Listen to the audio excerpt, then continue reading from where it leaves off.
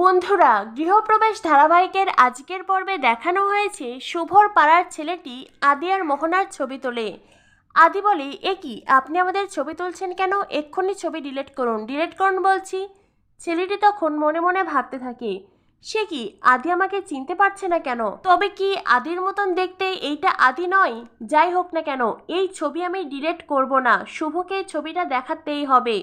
মোহনা বলে, এ কি দাদা, চেনা নেই জানা নেই আপনি আমাদের ছবি তুলছেন? ততক্ষণে আশেপাশের লোক জড়ো হয়। ছেলেটি তখন আদিকে বলে, আসলে কি আমি ফটোগ্রাফার, আপনারা ওখানে বসে চা খাচ্ছিলেন, আপনাদেরকে এত ভালো লাগছিল দেখতে, সেজন্যই ছবি তুলেছি, সরি। হ্যাঁ আচ্ছা, আপনারা কি হাজব্যান্ড ওয়াইফ? মোহনা বলে, না, এখনো আমাদের বিয়ে হয়নি, তবে হবে। কেন, আপনার কোনো প্রবলেম?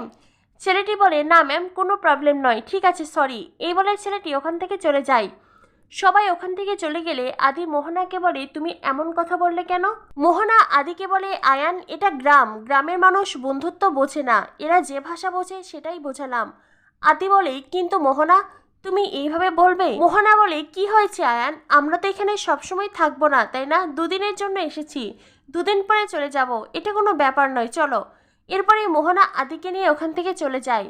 অন্যদিকে বিয়ের প্রস্তুতি চলছে, বাড়ির সবাই দারুণ খুশি। আদির মা এসে শুভকে বলে, এ কি শুভ, তুই এখনো এমন রঙহীন হয়ে বসে আছিস?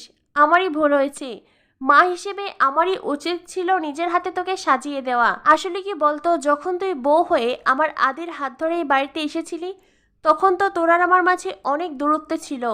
মা হিসেবে আমি তোর জন্য কিছুই করতে পারিনি, হয়তো আমার ছেলেও তখন কষ্ট পেয়েছে, কিন্তু আজ আমি তোর জন্য করতে চাই, এদিকে আয়।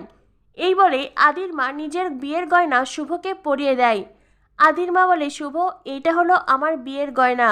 শুভ তখন তার শাশুড়িকে জড়িয়ে ধরে কাঁদতে থাকে। শুভ মনে মনে বলতে থাকে, আদি, সব কিছু ঠিক হয়ে গেল, শুধুমাত্র তুমি আমার জীবনে থাকলে না।